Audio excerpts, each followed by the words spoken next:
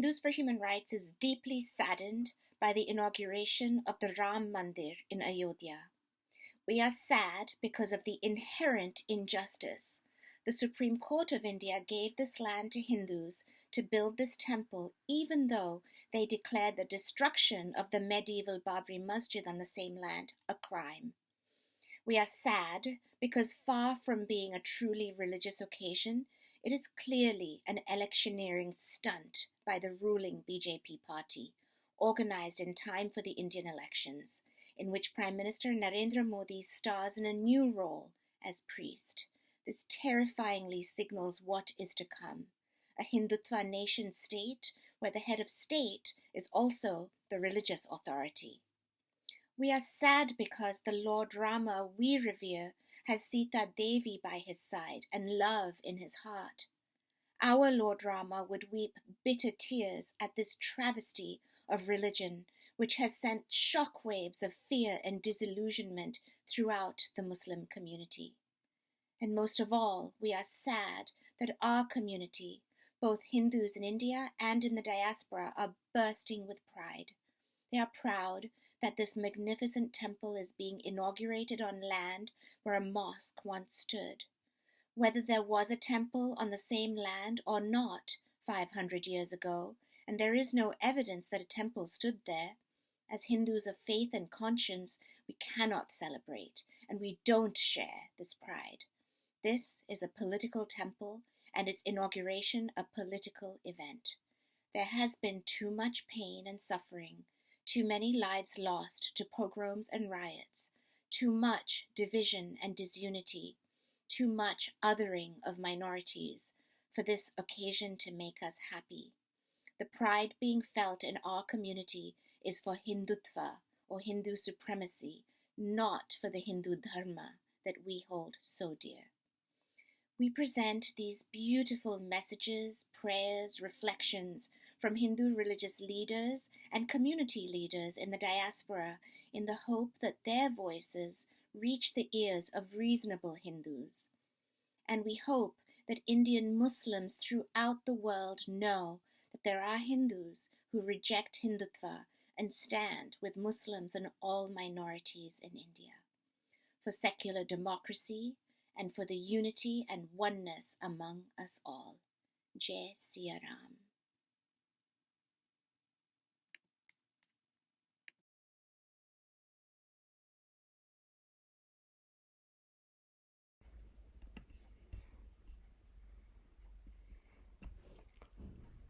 Namaste.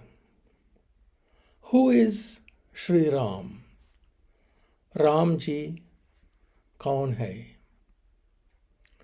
The name Ram traveled in the hearts of my Hindu ancestors on a perilous 11,000 miles sea journey down the coast of eastern India, around the Cape of Good Hope, and up the Atlantic to the islands of the Caribbean.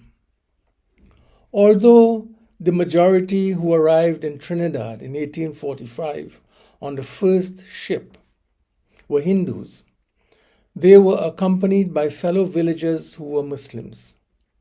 Those who made the journey together formed a special bond that endured across a lifetime. They became both brothers and both sisters. The name of God as Ram was a source of solace and strength as my ancestors occupied the vacated slave barracks and toiled in the bruising sun on sugarcane plantations. With Ram came his life story, told in the poetic and musical dialect Awadhi by Tulsidas in his Ramcharitmanas, the lake of Ram's actions. Few could read, but many had memorized his beautiful poetry. They invoked the name of Ram and recalled the events of his life in times of sorrow and suffering and in times of joy. Later on, they would reenact his life story in open-air theatre fields across the island. I never heard the name of Ram invoked in chants of rage and anger directed at others.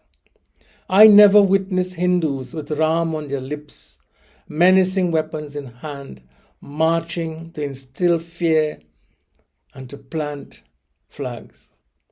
I never saw Hindus demanding, under the threat of violence, that those who were not Hindus praise Ram. Such things were unimaginable. Hinduism was not weaponized against anyone or against any community. The Ram I grew to know and to love is the creator of all and is compassionate to all beings. He is Kripa Nidhan, the abode of compassion. He is the Ram in whose presence women and men love each other. Sabanara karahi paraspara priti, and generously support each other. Saba udara saba para upakari.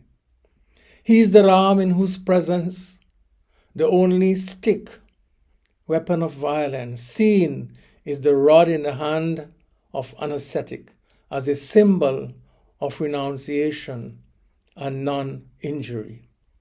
He is the Ram in whose presence the word victory meant only the conquest of the unruly mind. Jitahu manahi. He is the Ram who walked away from the power of a throne because of his loyalty to truth. He is the Ram who taught that there is no greater evil than causing suffering to another. Parapida samanahi adhamai. Ram is not the name of a clan deity summoned to defeat and to humiliate another clan and their deity. Ram is the God of all, whose very being is light. Sahaja Prakash Swarupa Bhagavan. The name of God shouted with hate and anger in the heart does not transform us into beings of love or help us to discover the Ram who abides in every human heart. Ishwara Amsa Jiva Avinashi. There is no spiritual practice, sadhana, in the Hindu tradition that commends hate and violence as ways of serving and attaining God. Taking a divine name with hate in one's heart is a sign of what the Hindu tradition regards as avidya, ignorance. Violence occurring in one part of our world does not justify violence elsewhere. Whataboutism is not a solution to any problem. It impedes our ability to be self-critical, to change, to grow spiritually. Those who invoke Ram in hateful chants are not defending the beautiful tradition that is Hinduism. A religious tradition is not protected by the violation of its beauty and by disregard for its most profound teachings about the nature of God as love. Religions flourish when they enrich human life with meaning and purpose, and when they commit us to the universal common good, when they inspire us to lives of truth, satyam, goodness, shivam, and beauty, sundaram. Let us not surrender the meaning of our tradition to those who summon and justify the use of divine names and religious symbols for hateful purposes. In the ongoing battle for the meaning of Hinduism, let us lift up those teachings centered on the nature of God as love, those teachings that are humane and humanitarian. Let us enshrine the Ram of love in the temple of our hearts.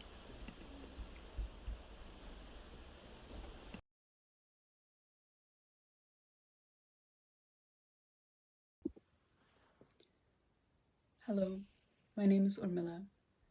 As you may know, Urmila is a princess from the Ramayana, often understood through her relation to Sita as sister or Lakshmana as wife, but also able to be understood in her own right as human or royalty or divine incarnation, or moral beacon.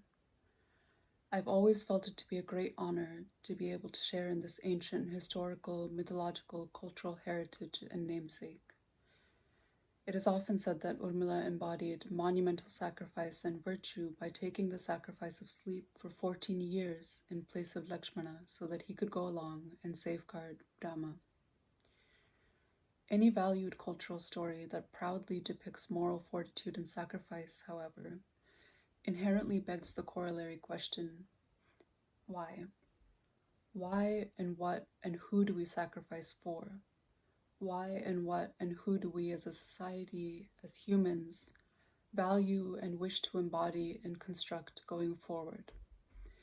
And it breaks my heart to say that nothing could be a more blatant, crass, and disrespectful metaphor than the literal construction of the Ram Mandir on the violently forged remains of the Babri Masjid in Ayodhya. Does the Ramayana not have so much to teach us about virtue and what it means to be human, what it means to bear witness to one another and hold each other in community?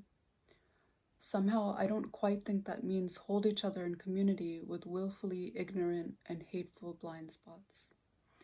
I don't think that means continue dreaming of a society whose infrastructure and houses of worship are not only built on blood and marginalized bodies, but done so with pride, determination, and doggedness. This is not the heritage and divine culture that I would like to be a part of, to put my namesake to. I would like to dream of a divinity that is defined by love, inclusion, and unity.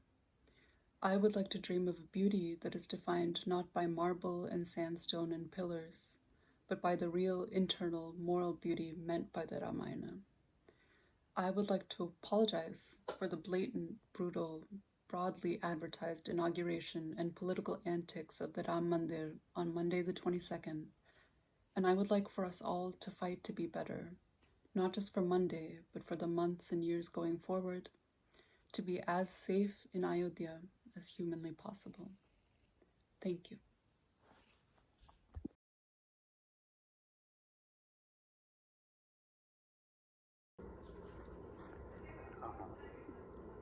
A lot of events are happening all across the world for this so-called Prana Pratishthan of the temple that we all know. It made me reflect a lot on what Ram as a deity and the temple, any temple for that matter, means to me. And I kept going back to this beautiful song that I remember from the movie Swades, and just the two lines that keep coming to my mind are Ram mere man mein hai, Ram mere man mein hai. So I think that's where I find my Ram. It definitely need not be placed in a specific geography or the structure at a site which has caused so much of loss for people across communities.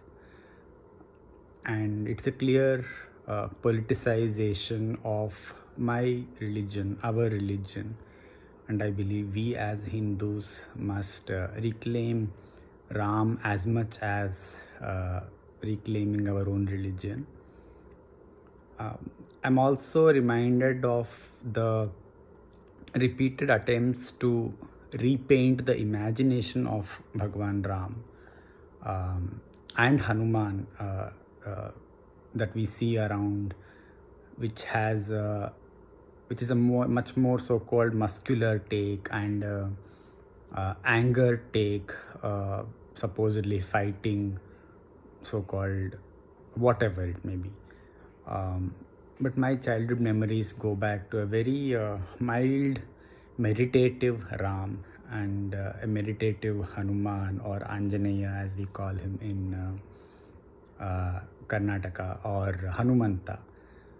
So I would like to keep that image forever with me, and I hope many of us are reminded of the meditative, peaceful, and non-confrontational Ram that actually the scriptures talk about. I hope this day reminds us to be all that Ram wanted the society to be, part of which was non-violent, part of which was caring, part of which was humane more than anything. Someone who can just let go of everything that he had just because he respected his father's wish or his family's wish, and didn't have any kind of hatred towards Bharat, who from his perspective could have taken away the throne from him. I hope our politicians learn this from Ram. This is my reflection on Ram, and I want to thank Hindus for Human Rights to keep reminding us to go back to our original ideation of Ram or the temple through this opportunity.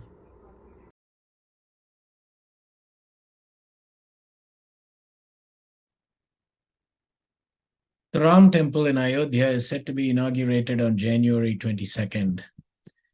As a Hindu, I cannot bring myself to celebrate this new temple. My unwillingness to do so is because of my memories of living in India in the 1990s, when thousands of people, mostly Muslim, but also quite a few Hindus, were killed by rioting Hindutva throngs that led the destruction of the mosque in Ayodhya. I cannot bring myself to celebrate this colossal edifice being built because I do not believe in Rama or any god who roots for particular countries or for a political party, who demands his name be chanted at cricket matches, who clothes politicians in sanctity, who urges death upon non-believers, who insists on a multi-crore temple be built on the ruins of an ancient mosque. I'm with Gandhiji, who believed that Lord Rama was not a mythological or a historical figure who requires a temple to be built in his honor or prayers chanted in his name. My Rama, he said, the Rama of our prayers is not the historical Rama, the son of Dasharatha, the king of Ayodhya. He is the eternal, the unborn, the one without a second. Him alone I worship, him alone, his aid I seek, and so should you. I am with Gandhiji, who used the name of Rama to remind us of the ancient Indian tradition of generosity and acceptance of one another despite our differences, and hospitality of hand and heart to the stranger. I cannot bring myself to celebrate because I cannot be a party to the idea that India is a Hindu country. By building this edifice, the edifice of the Indian Republic, a democratic, multi-religious, multicultural, secular nation, is being grievously damaged. By performing the rituals to mark the Prana Pratishtha in an incomplete temple, Prime Minister Narendra Modi ji is willingly abdicating his constitutional oath of office that mandates him to discharge all duties faithfully and conscientiously for the Union and do right to all manner of people in accordance with the Constitution and the law without fear or favor, affection or ill will, end of quote. I cannot bring myself to celebrate because this is not about honoring Lord Rama, but the coronation of Hindutva as the established religion of the Indian state, a declaration of Hindu supremacy, and to sacralize victimhood and to celebrate vindictive religious chauvinism, all that are antithetical to the vision of Ramaraja, a vision of social harmony, economic justice, inclusivity, and political freedom. A vision endorsed in the Ramacharita-manas. Daihik, Daivik, Bhautik, Tapa, Ram Raj Nahi Kahuhi Byapa. Sab nar karahi paraspar preeti, chalahi swadharma nirat shruti niti. Nobody has to suffer physical, spiritual, or material infirmities. Everyone lives in harmonious coexistence, and everyone follows their religion, abiding by the law. But I will celebrate the possibility and the hope that this occasion will reactivate the conscience of people to rise up, to witness to struggle for the real vision of Ramaraja and strive to live it into being.